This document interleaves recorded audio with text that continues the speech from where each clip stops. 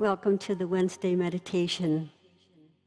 This is a time when we come together and meditate, and we've been meditating on a Wednesday night since 1968. We used to do it at the ARE in New York City. We'd take the subway or take the bus to the center, and then when we had Dell, our first son, we'd take him with us. We had a swing-o-matic, so he has a lot of rhythm going all the time when we'd be doing our meditation. So this is a really holy night for us, something that we changed our life when we got into meditation. We had marched in Chicago, and we were there really just to observe. We weren't really into what was going on in the world. We were in show business, and he was trying to write a script about it. But it changed our life, seeing people so dedicated to making a change for the better, even though they were wild young people that were head of that movement. They were so dedicated and, for change to help us get back center. Jack and I just started watching again the series John Adams. It's really important to actually see the beginnings of how our country came to be, our government. And if you ever get a chance to watch the series again, it's unbelievable what went through these men to try and bring a democracy to this country. And I think it'll help you have a perspective on the beginnings, and maybe we should start thinking about bringing it back again. I think we've deviated quite a ways away from the integrity that they meant it to be filled with. So we're going to meditate tonight, and there's so much to meditate on because there's so many forces that are trying to take away a lot of good in this country. And we can't let that happen. We've all got to start meditating again, because as we meditate, we have this power that joins with all the other people that are meditating, and we have a force for good that can really help transition us into what is democracy all about, and why do we want to have it in this country. And isn't it supposed to be for everybody, every race, for the poor and the rich, the middle incomes.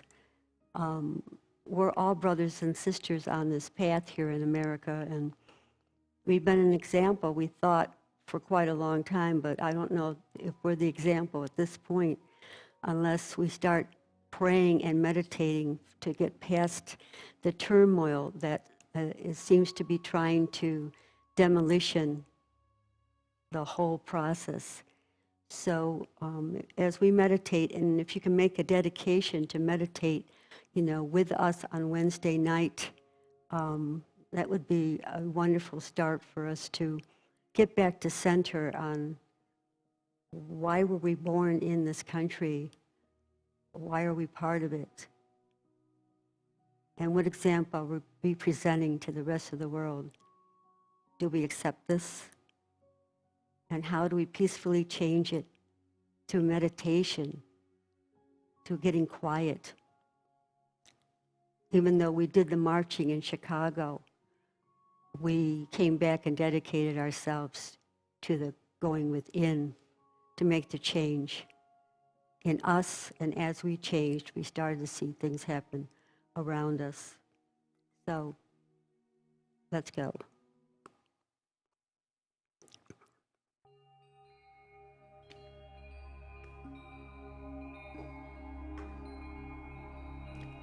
Go within, go deep within,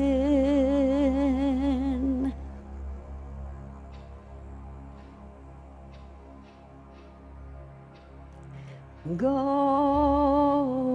within.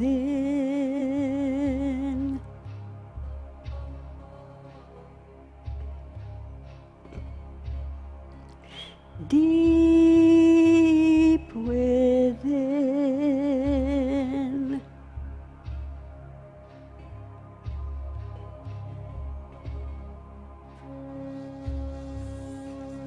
Breathe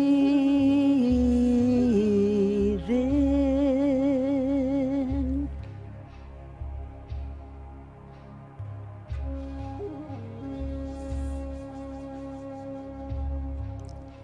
Breathe out.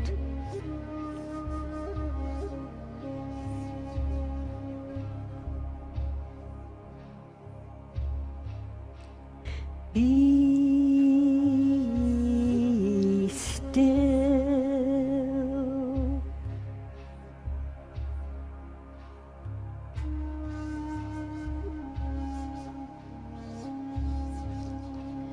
Feel God.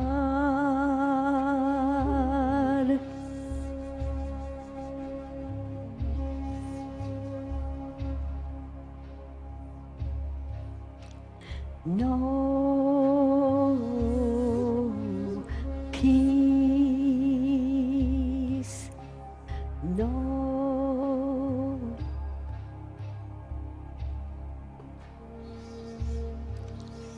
deep peace.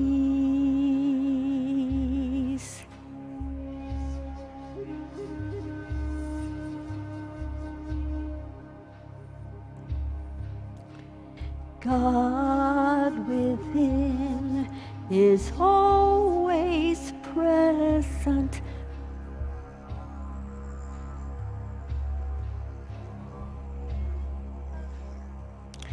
God within is always present.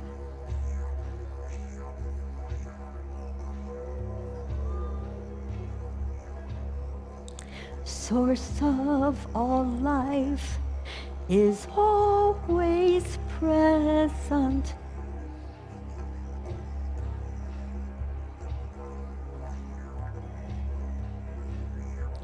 Divine force is always present.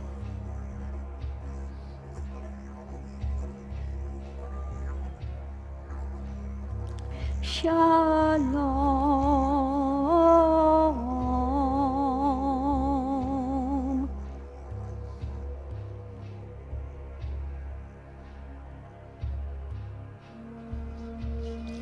Shalom.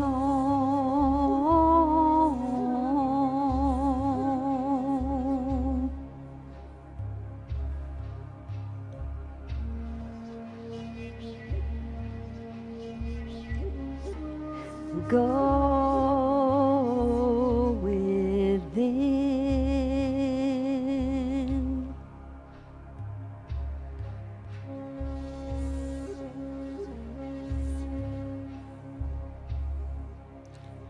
Deep within.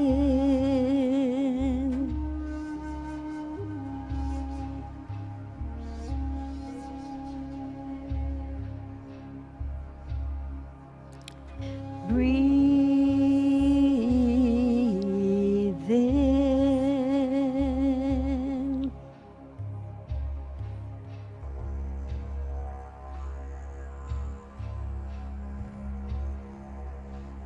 Breathe out.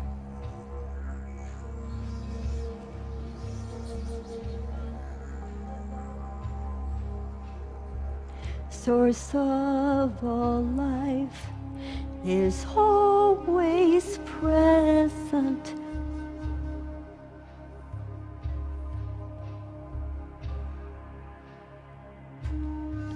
Divine force is always present.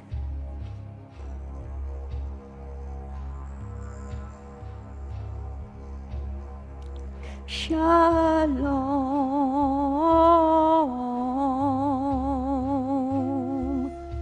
shalom,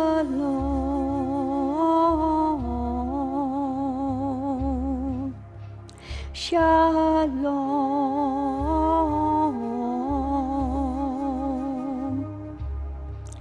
shalom,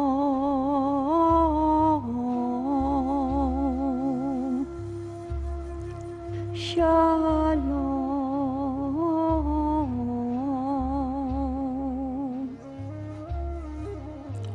shalom.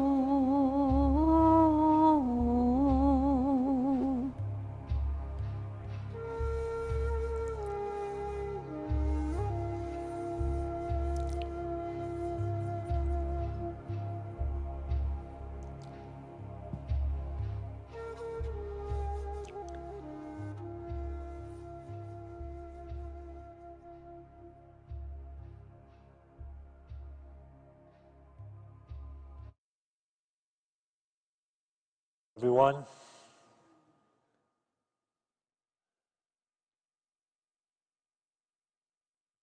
someone asked me on Sunday last, what's the best way to pray to avoid there being a war in the Ukraine?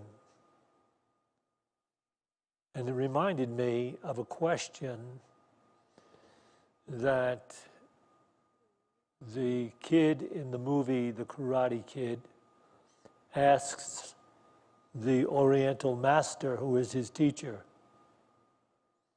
He asks him, what if someone is really looking for a fight? What's the best thing to do? And Maragi, the Oriental master, replies, no, be there. No, be there. An amazing expression that is really a solid truth.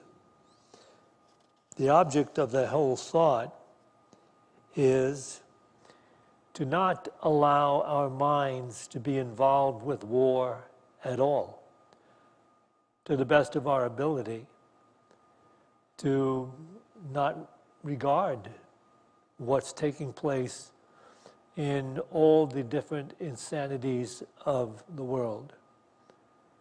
And we have to practice spiritual presence in order to accomplish that. In short, we keep the mind from being involved in war or conflict, and it is the best thing anyone can do to serve the ideal of peace. We don't understand this in our lives until we get into the spiritual work. Because until we get into the spiritual work, we are conditioned by so many limited ideas and concepts and fears and concerns that we think in terms of separation. And so we think in terms of praying to avoid something that's possibly going to take place in the world. But that thinking only continues the illusion of separation and conflict in the collective consciousness. As we get into the spiritual work and recognize there is a collective consciousness, there are principles of truth that we embrace that actually helps to heal the collective consciousness. And by the way, that is the only way to deal with any type of limitation, insanity in the world. To realize within ourselves, my goal is peace of mind. And by learning to establish peace of mind, I also learn to establish peace in my life. And it is the most important thing we can do. We may utter other prayers. We may have a prayer time where we say specific prayers regarding conditions and circumstances in the world. But we know, first and foremost, our obligation to the truth is to maintain peace in our own minds and establish peace that way in the collective consciousness. Consider this truth, which we often ignore. This truth is something we seem to ignore, even though it's very blatant in a lot of the master teachings. Here it is from A Course in Miracles. Salvation is for the mind. I'm reading from A Course in Miracles text, the old text, page 206. It's written in the new text, the new edition, on page 222. Salvation is for the mind, and it is attained through peace. This is the only thing that can be saved, and the only way to save it. Any response other than love arises from a confusion about the what and the how of salvation. And this is the only answer. Never lose sight of this, and never allow yourself to believe, even for an instant, that there is another answer. So it is stated, and it's stated over and over again throughout A Course in Miracles. Salvation is for the mind, and it is attained through peace. This is the only thing that can be saved, and the only way to save it. Any response other than love arises from a confusion about the what and the how of salvation. And this is the only answer. Never lose sight of this, and never allow yourself to believe, even for an instant, that there is another answer.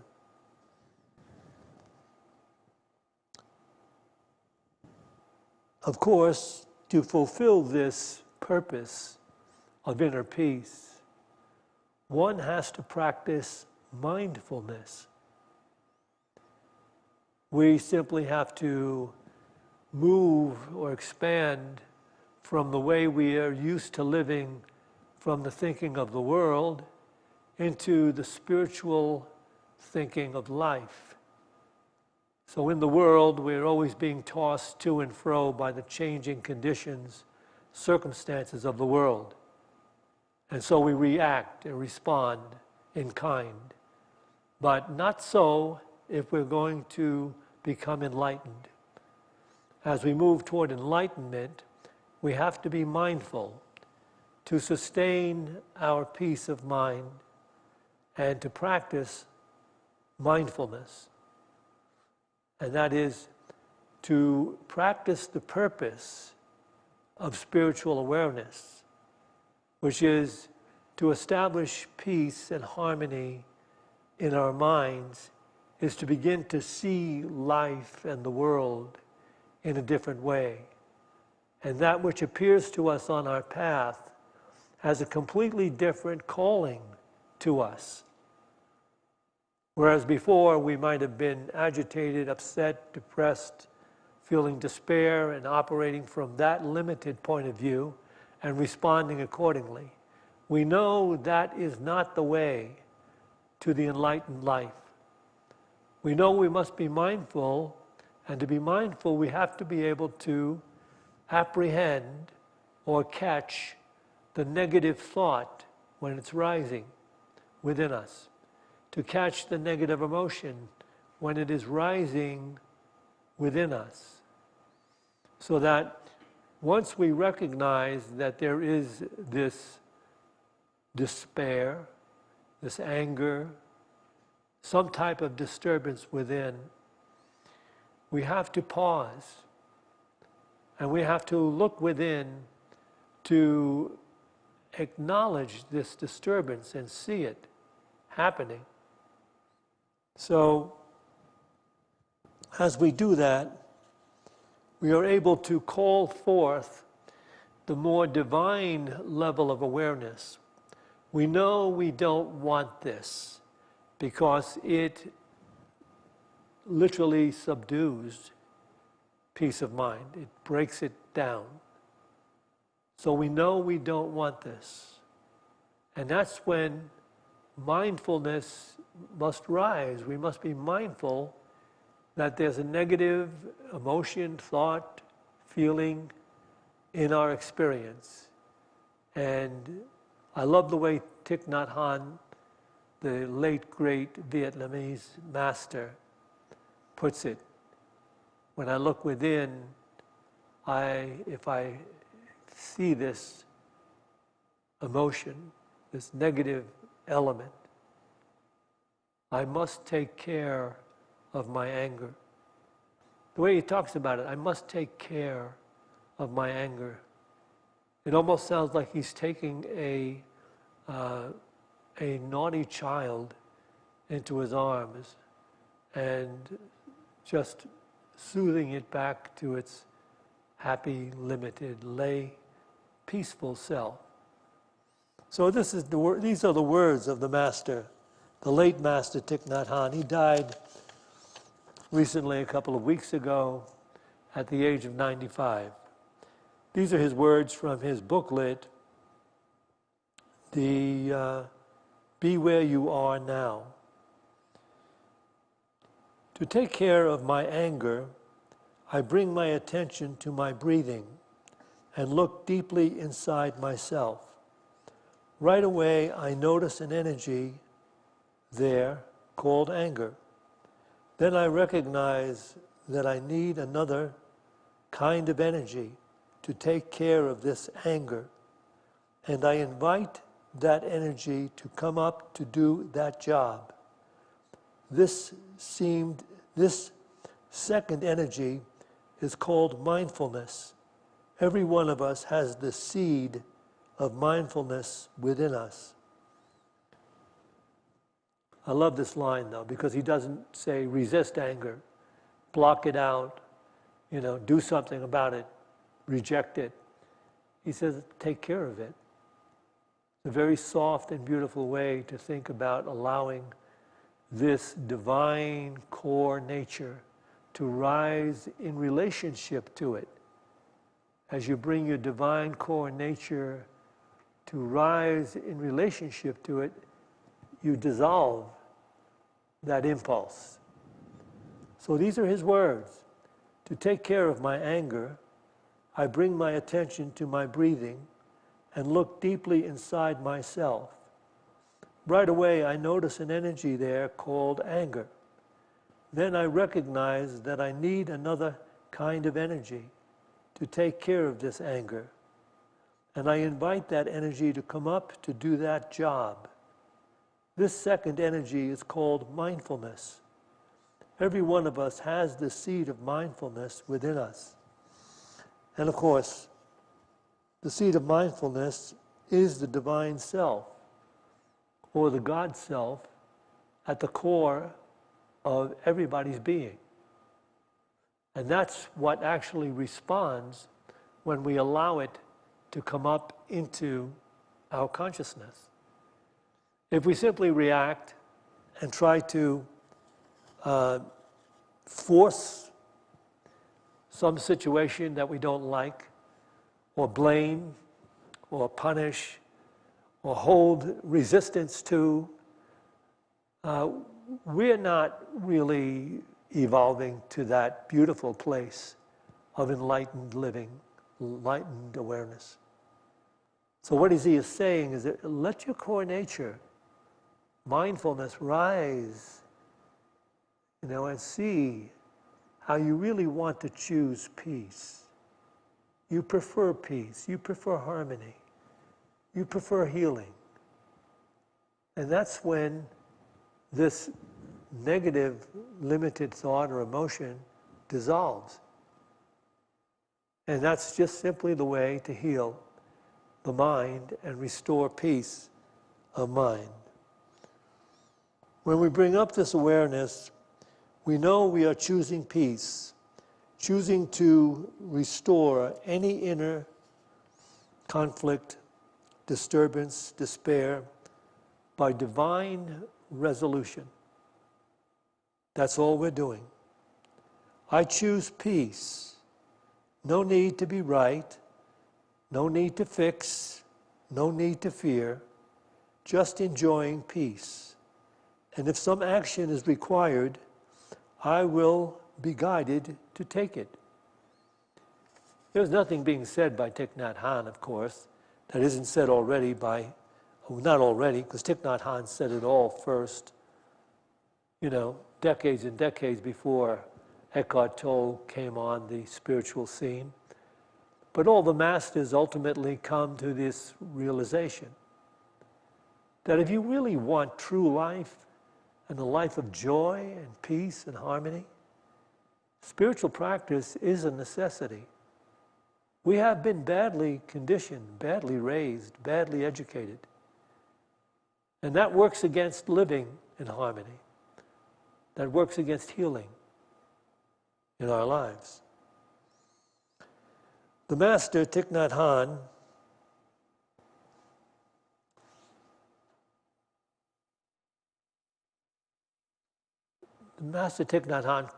claims that with enough practice, we can actually hold peace of mind, we can actually hold mindfulness in every situation, under all circumstances, whatever we are doing, we can be mindful in the doing of it. You've heard me say sometimes, suppose we died and went to heaven without the spiritual practice and the whole concept that heaven is in the midst of us. We never acknowledged that. We died and we went to heaven. What's the first thing we'd have to learn in heaven? There's other people in heaven, other souls. We'd have to learn how to be in heaven, how to be a heavenly being. We're learning that now. To be a heavenly being, we have to take to task our limited earthly awareness. And then we have to transcend it so that we can live in a heavenly state of consciousness. And we can bestow that state of consciousness wherever we are. We can aspire it wherever we are. Because all minds are really in communication to some degree. Certainly some minds are shut down and totally ignoring and deciding against any type of transformation. That's their prerogative. But ours is simply to sustain the truth of the presence of divine peace available to everyone in every situation under all conditions. As we do that, we heal the collective consciousness and we enter the heavenly estate of awareness. We practice giving our full attention to what we are doing now. That's the yoga being suggested by the great master Thich Nhat Hanh. Practice just having harmony and peace by giving our full attention to whatever we are doing now.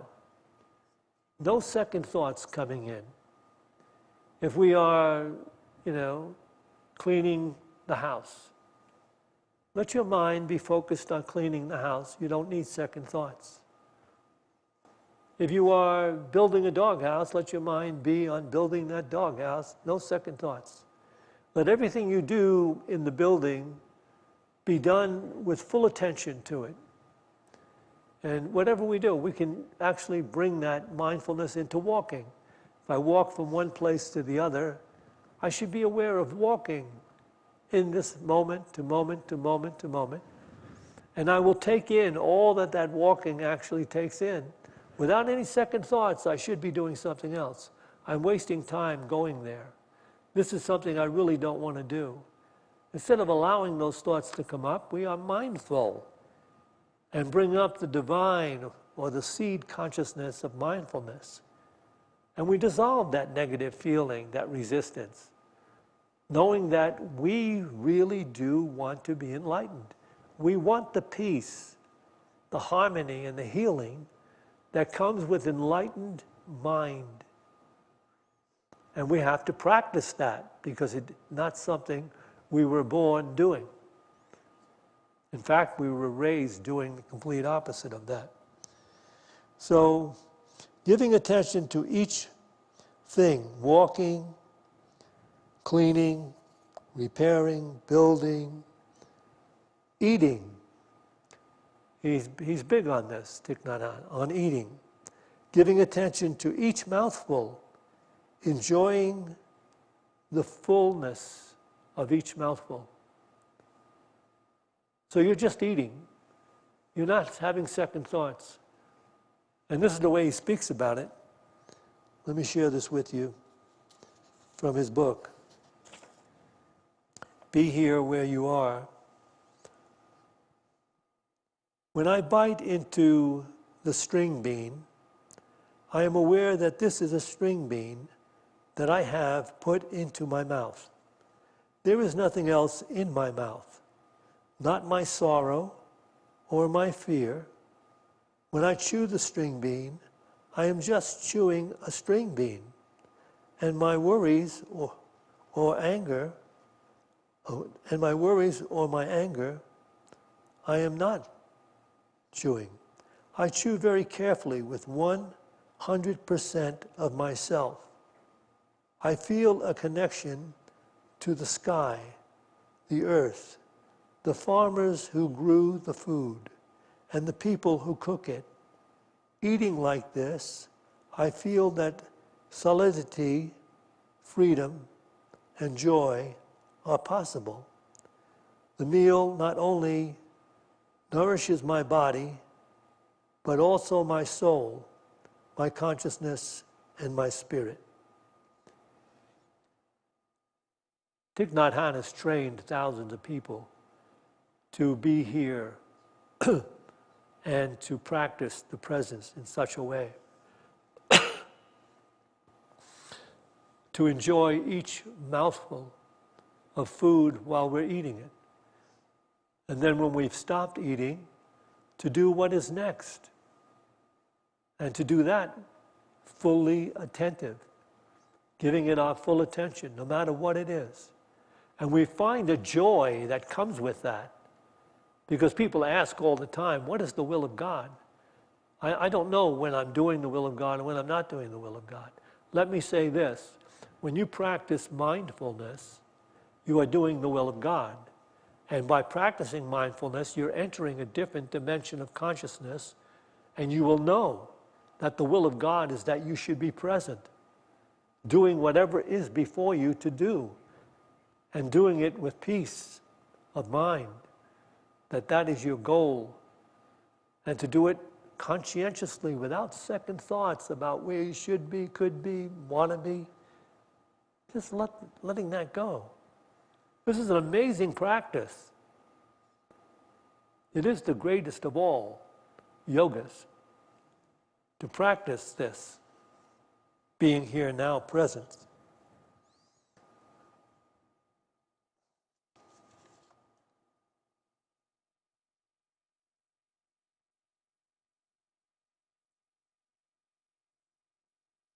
So the overall thought Thich Nhat Hanh shares is we can practice mindfulness with everything, under all circumstances, in every situation. There is none that we can say is excluded.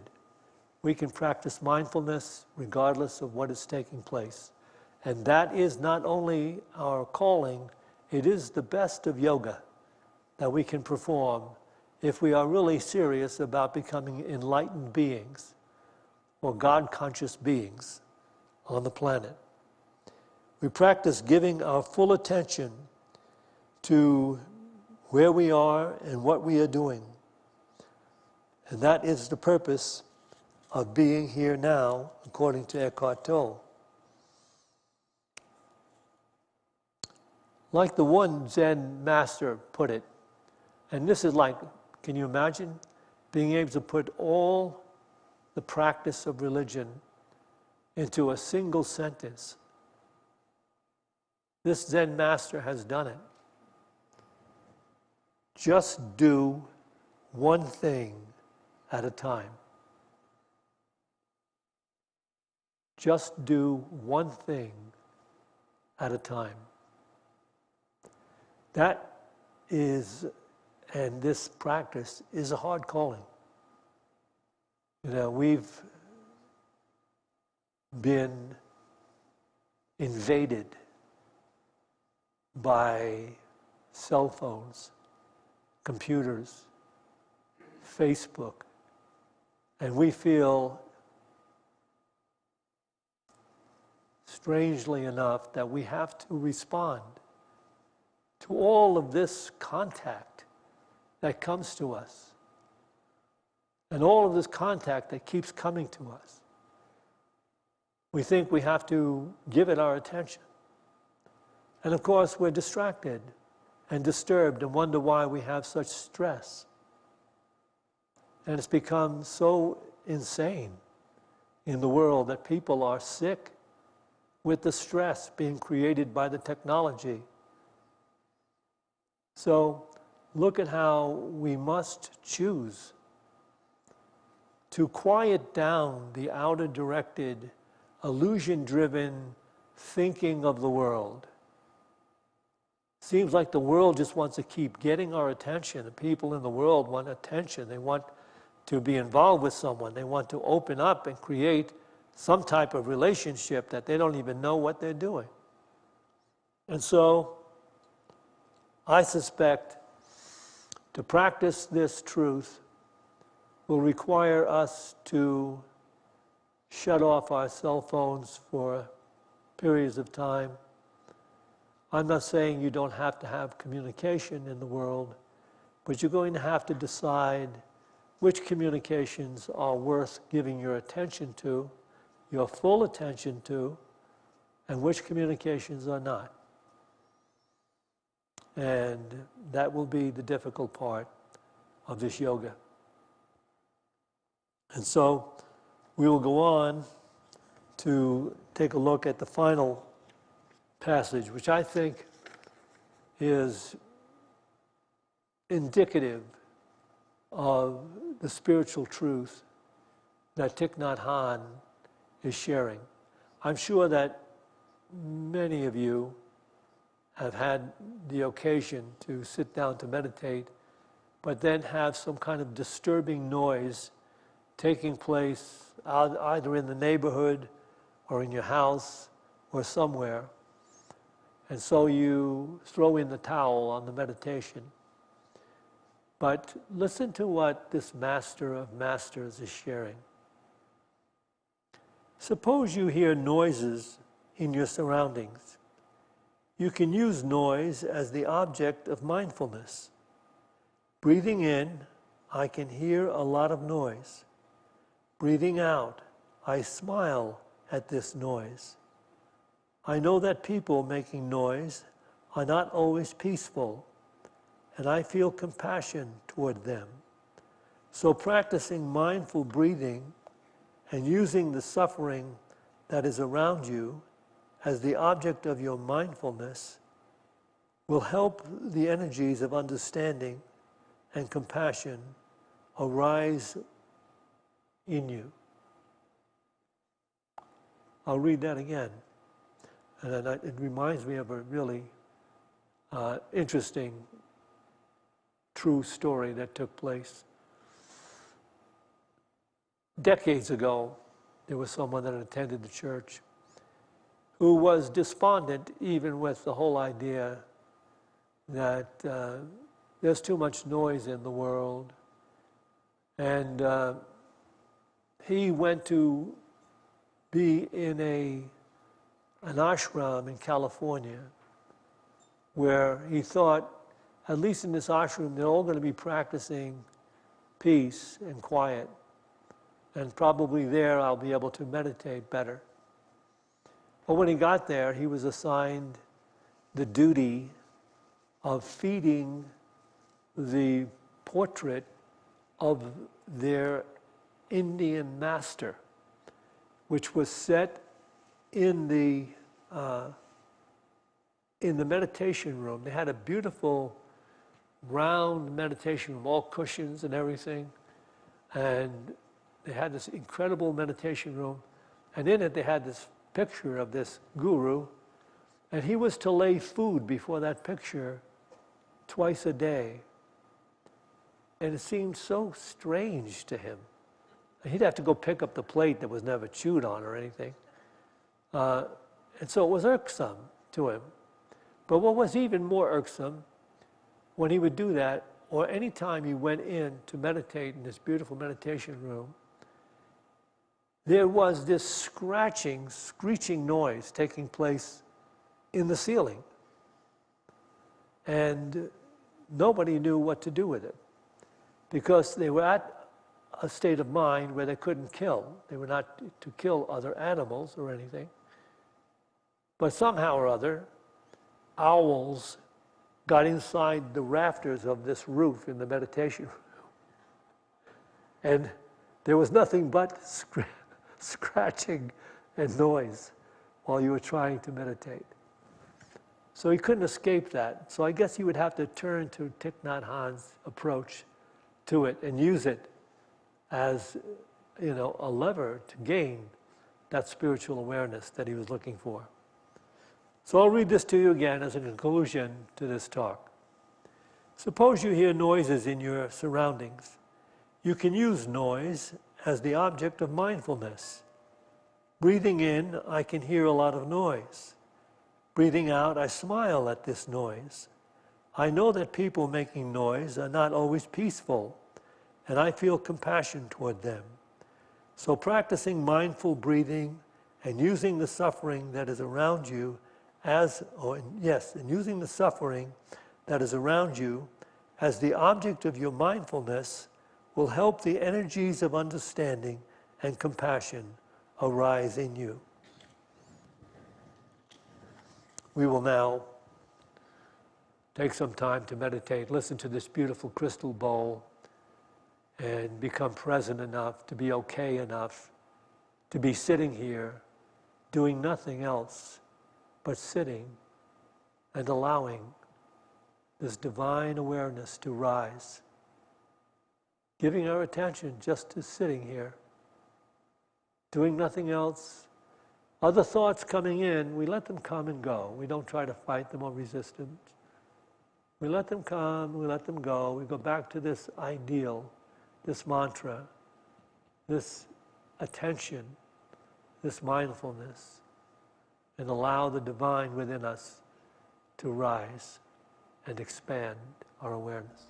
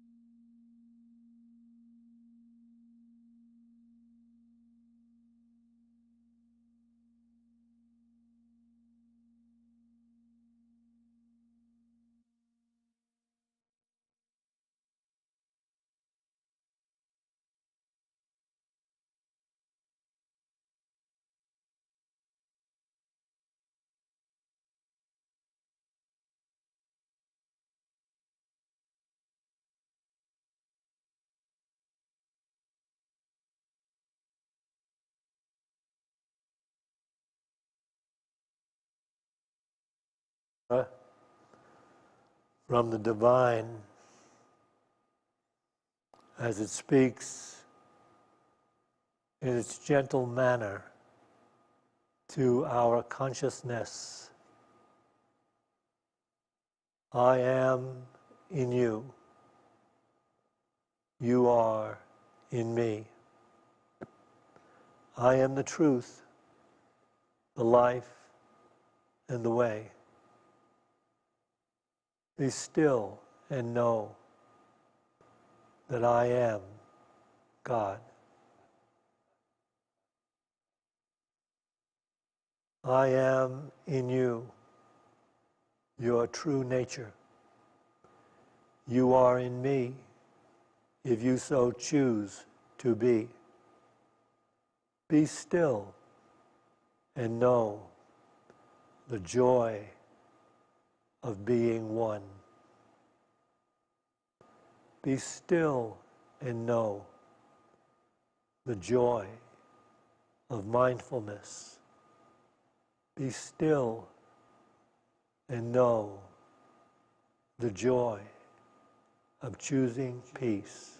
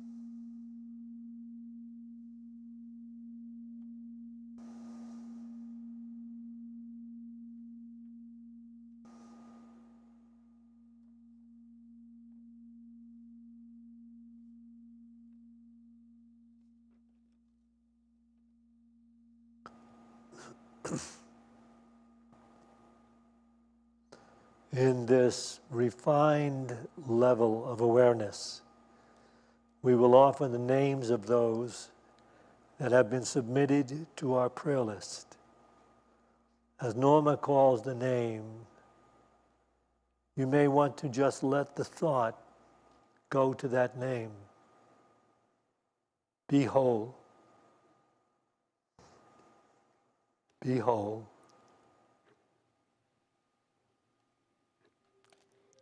Terry Ick, Kathy Sawyer, Joanne, Marnie Marengan, David Wow, Ruth Pearson, Sandy Spahn, Tim Spahn, Louis Ribera and family, Zoe, Ching the doggy, Betty Barford, Bob Barford, John Stovall, Yuma, Signet, Dira, Dan, Zaz, Tanya Marie, Marilyn Hubler, Lynx, Claire, Amelia, John, Jack, Ryan and Roxy, Christina, Sophie and family, Christine Smock, Hillary, Guy Erickson, Mingus, Laura, Robert, Megan Day, Casey, the Lanigan family, Kaya.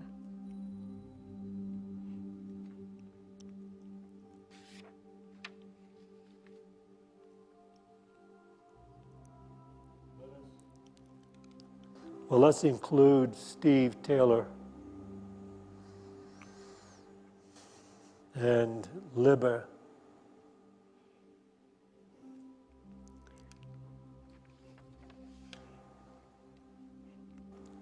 And let us now bring to mind the awareness of the one in all, the all in one.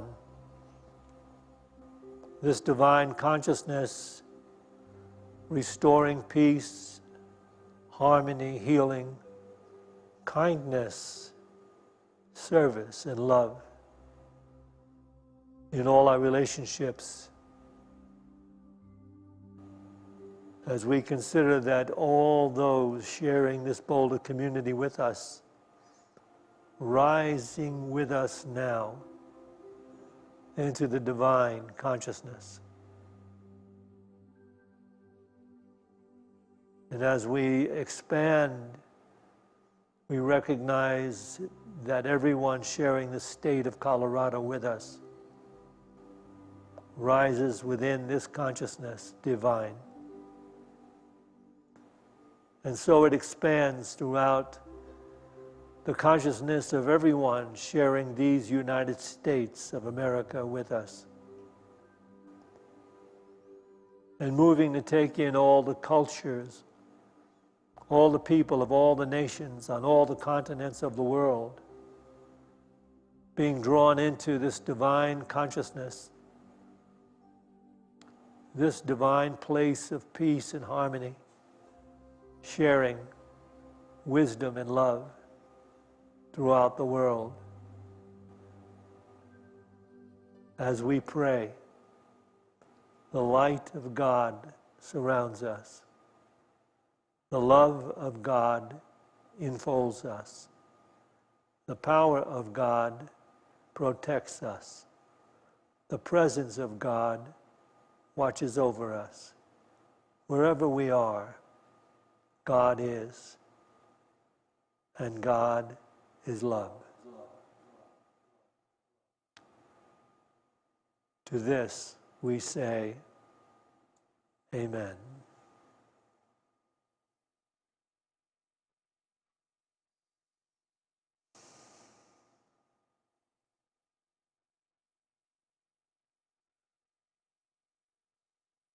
We will take an offering for unity now.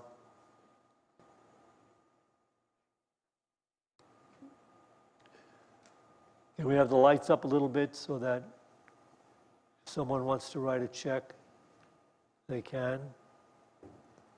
There's 1, 2, 3, 4, 5, 6. Okay.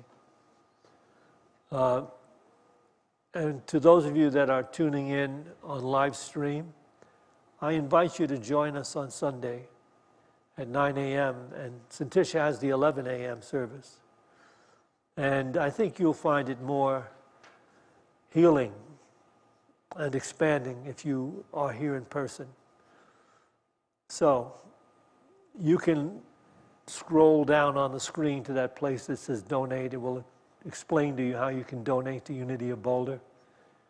So all of us, let us all now bring to mind that financial gift we'd like to make to sustain Unity of Boulder. And let's bless it with this offering prayer. Divine love, through me, blesses and multiplies all that I have, all that I give, and all that I receive, because I give.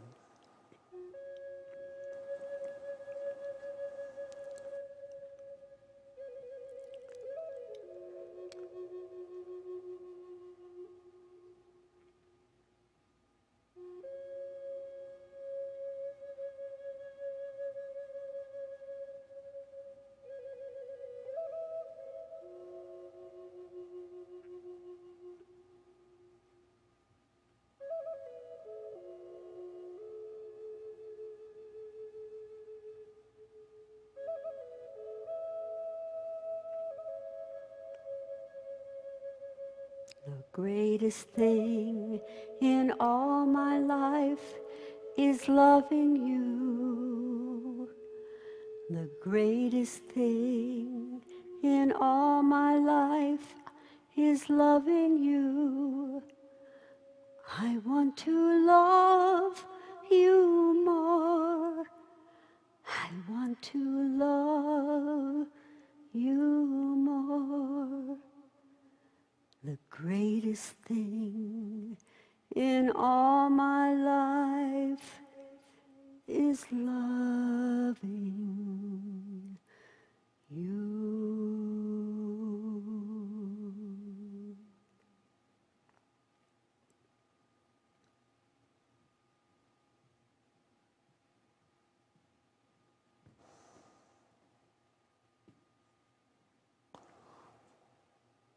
Join me now, please. We dedicate this tithe to the will and the work of the Spirit of truth.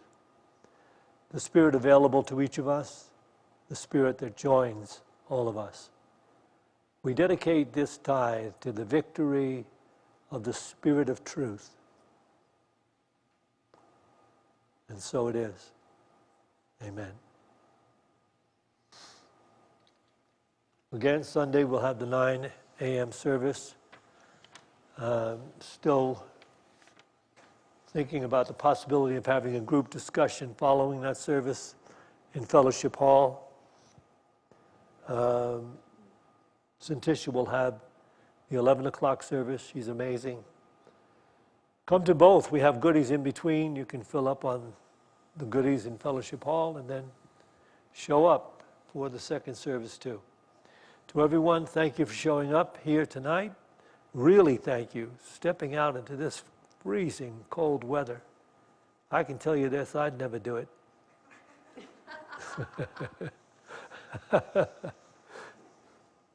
Have a beautiful one, drive carefully.